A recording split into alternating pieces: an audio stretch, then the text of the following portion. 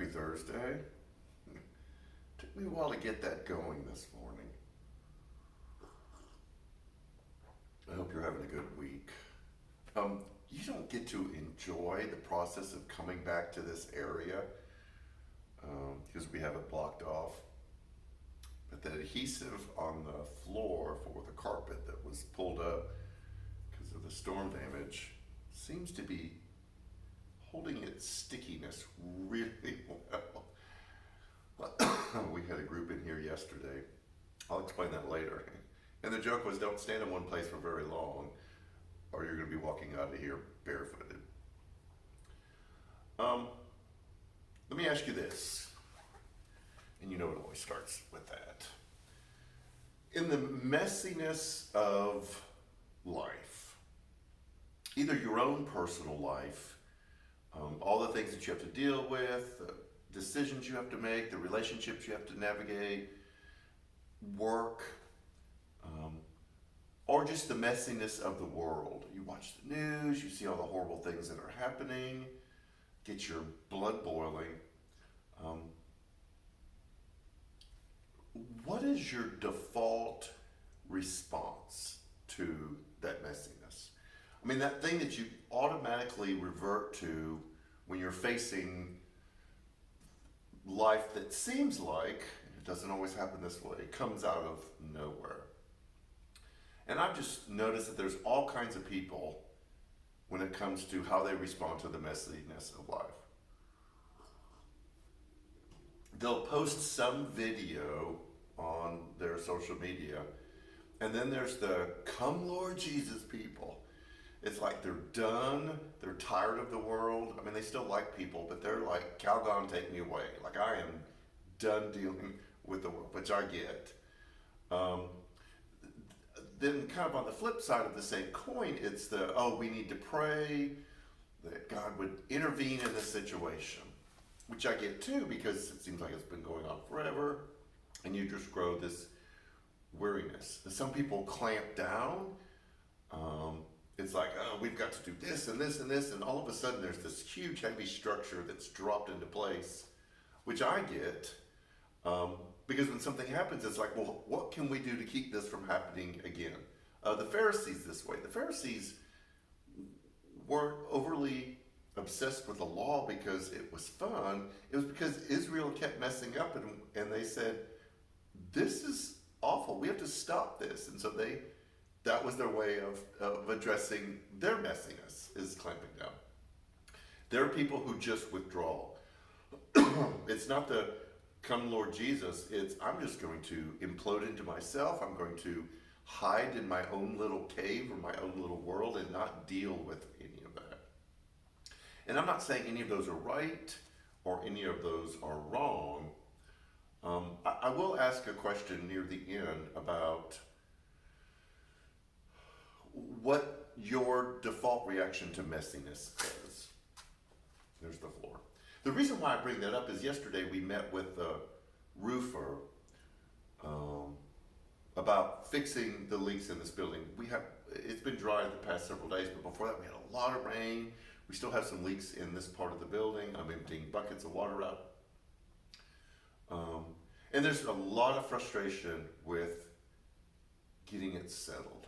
I don't want to name specific things, but our insurance company's been really slow and not helpful as far as this is concerned, which I get insurance companies tend to be that way. But we were meeting with the roofer yesterday. Several of us were meeting with the roofer, and he was going over the material, and he said, this amount that you were promised by insurance company doesn't even cover a third of what needs to be done. He said, I can see where they got some other figures from, but some of the other ones I have no idea where they come from. And I'm watching the people in the room as we're dealing with what did we do in response? This place is a mess. It's been like this since March. We're growing tired of it. And I watch the people in the room as they deal with, how do I respond to this situation that's out of my control? And I am so impressed. I want to let you know, NCC, that the people who are working on trying to move this along are really good people. There's this strength and assurance of like, we've got to keep pushing this, but it's clothed in compassion and kindness that says, yes, we are frustrated. Yes, we've been dealing with this mess for a long time, but it's not going to give us a license to treat people poorly. And that's where I have kind of landed with how to measure our response when we face the messiness of life, in our own life or in the world, is does our default response, does our default reaction, whatever it is, fill that space with compassion and kindness?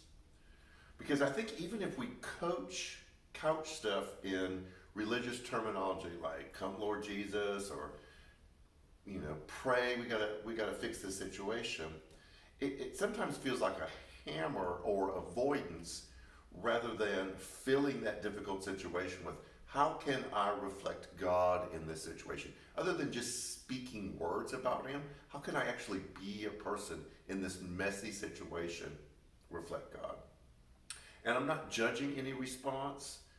I'm not saying one response is better than the other, but I think we do have to ask ourselves when we face the messiness of life, when we're in situations that just seem to be bigger than we can handle, whatever response we resort to, does it fill that space with compassion and kindness that reflect who God is? Now, there could be strength in there. There could be things that we have to do that move things forward that require some pushing. But can we do it in a way that doesn't harm other people? And that's what I want us to wrestle with for the next couple of weeks. This is a prequel for a new series that we're starting July 9th. This Sunday is our church-wide fellowship. It starts at 10, but we're not going to be eating at 10. No worship service, so we won't be live streaming or anything on Sunday. It's just a chance to hang out. Again, there's no agenda, no plan, no nothing. We will have a bounce house for the kids, a few games set out. But what we discovered in our Fat Sunday back in February, and when we've done this event a couple times before, people just want to hang out. They just want to have some time together with no agenda. So that will be this Sunday, 10 o'clock. It'll go a couple hours. We don't have a strong anytime. We do need some people to help us set up and serve and clean. We did have a sign-out sheet. Obviously, you'll be here Sunday, so you won't sign up. But if you could help us do that, that would be super great.